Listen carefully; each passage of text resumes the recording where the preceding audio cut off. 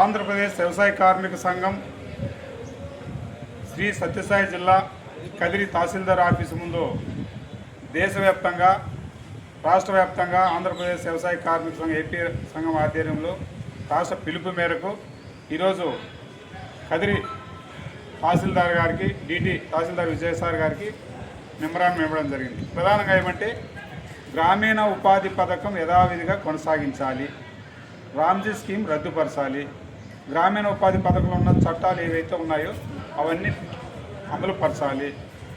తర్వాత గ్రామీణ ఉపాధి పథకం పనిచేసే కూలీలకు పని దినాలు పెంచాలి, అదేవిధంగా కూలీ రేట్లు పెంచాలి.